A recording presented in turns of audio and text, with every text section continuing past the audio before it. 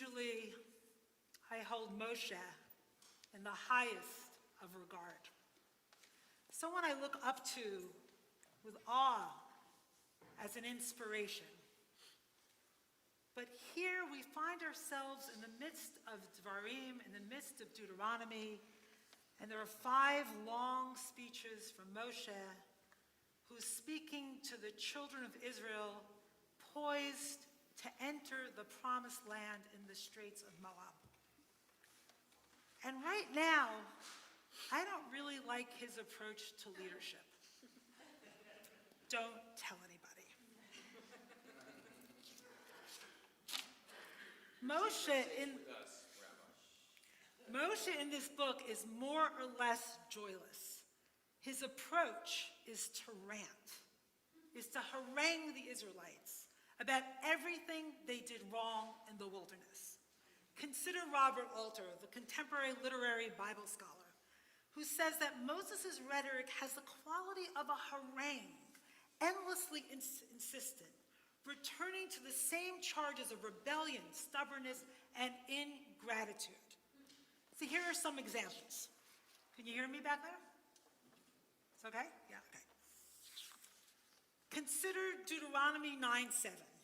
The basic message here is, Israel, you've been rotten from the beginning.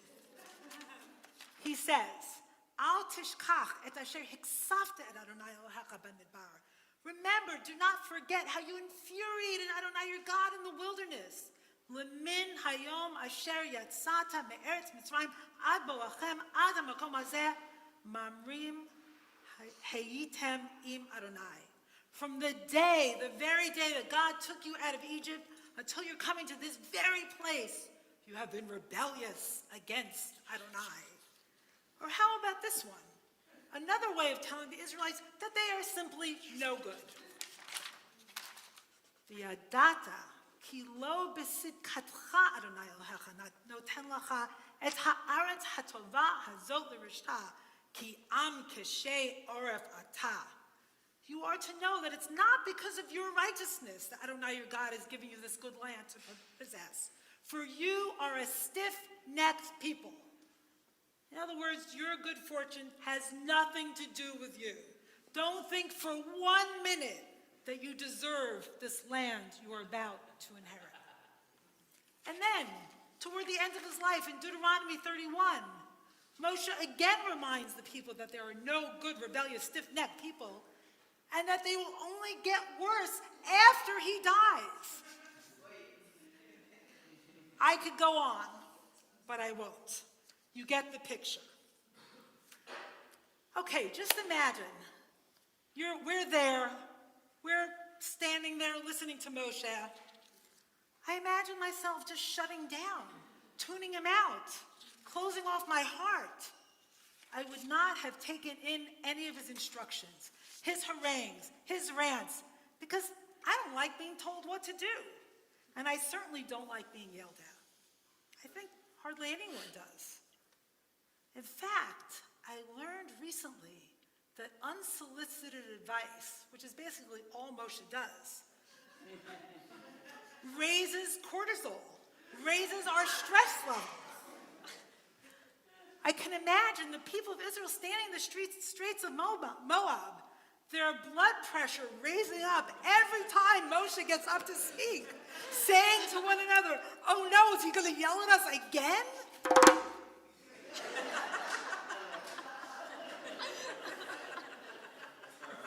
That was not planned. But here in this week's portion, Re'eh, something different happens. Moshe introduces joy. Not once, not twice, not 3 times, but 7 times. This is amazing because the word simcha, joy, appears a total of only 16 times in the entire 5 books of the Torah. The entire 5 books of Moses, and 7 of them happen in this parsha.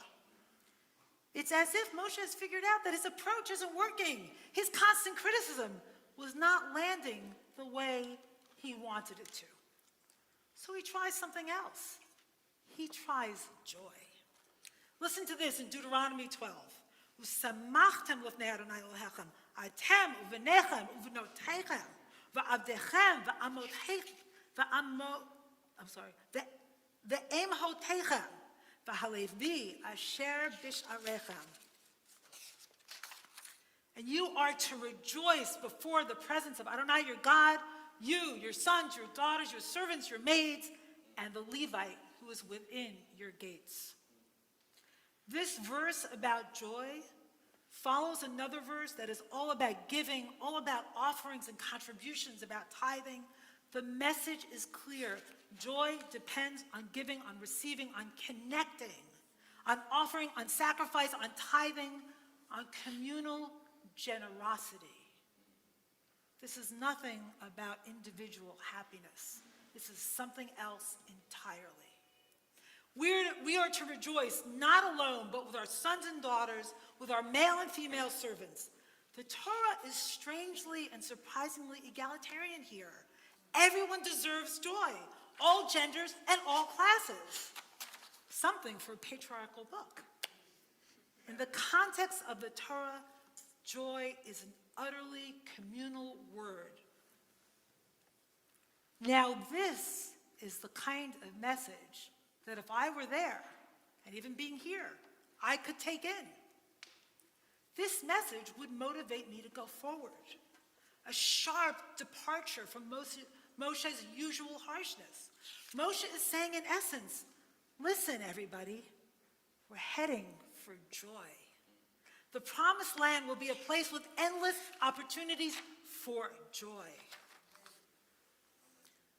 The relationship expert, Peter Reel, says, anyone ever hear of him? Okay, you'll look him up after this. Great name, he's really real. Says there is no redeeming value in harshness. There's nothing that harshness can do that loving firmness can't do better. What that means, he says, is no yelling, no sarcasm, no insistence on being right.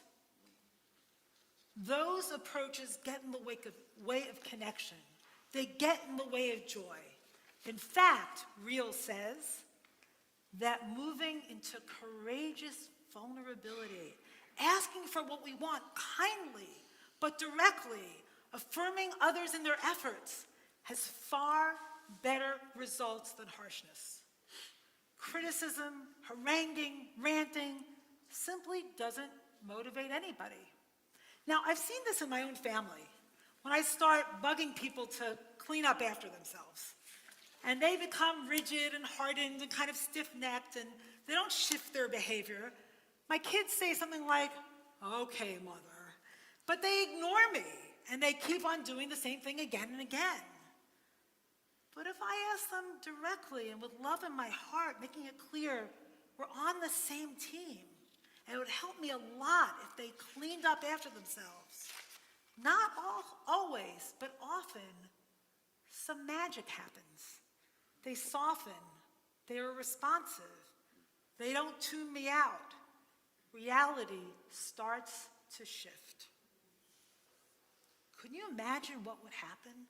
What the world would look like if we dropped our criticisms, our insistence on being right, on making other people wrong in our relationships, but maybe also on social media? I mean, what else do you do on social media except for prove that you're right? I think there would be a cosmic shift in the world. The world might turn in entirely new ways if that happened.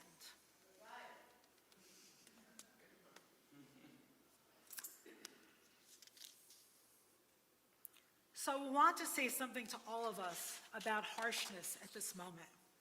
As we approach the beginning of the month of Elul tomorrow night, the month of Tshuva, the month of repentance, the month which the rabbis designated as the month of return. I want to say we, and I use the word we because I think it's true of much of the Jewish community right now, and I don't exempt myself. We have some repenting to do. In these painful times, the Jewish community is split, we are fractured, we are polarized when we engage in the wars of the correct perspective, demeaning all who don't agree. then we join the forces of destruction that are running rampant in this world. Enough contempt, enough recrimination, enough harshness, enough stiff-neckedness. We need to model ourselves on Moshe and do something different. Enough of tearing each other apart. That harshness won't get us to where we need to go. It won't change a thing. We're wasting our breath. All that time we spend on social media proving our perspective is the correct one, is the truth, is not going to add a bit of good to this world. Okay, but wait a second. I was just complaining about Moshe haranguing, and now I'm haranguing you. I don't usually harangue. I don't usually yell. So let me stop giving you unsolicited advice and put it differently. Let me put it personally. Recently on social media, I had a really painful experience. I was attacked roundly. It doesn't matter for what, but I felt like I came face to face with the ugly beast of endless rage right now that's alive and rearing its head and threatening all of us in this world. I felt bloodied and bruised.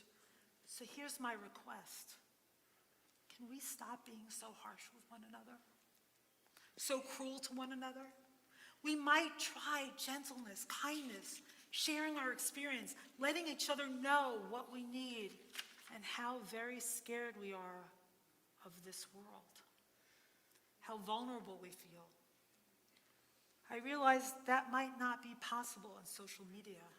We might be attacked no matter what, but maybe we could find other places in which we can model kindness and civil discourse. Imagine Moshe for a minute. There he is in the Straits of Moab, knowing that he's not going to make it into the promised land, knowing because God told him that he's facing his death. Could you imagine if he got up one day and said, I'm criticizing you all so much because I'm so scared about what's going to happen to you after I die.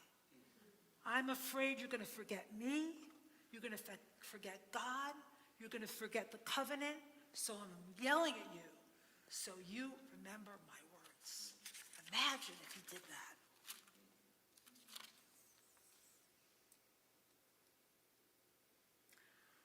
Let's set a kavanah, an intention for this month of Elul. As a community, if you're willing to hold back on being oh so right, on making other people wrong, let's hold back on sarcasm, making other people feel stupid.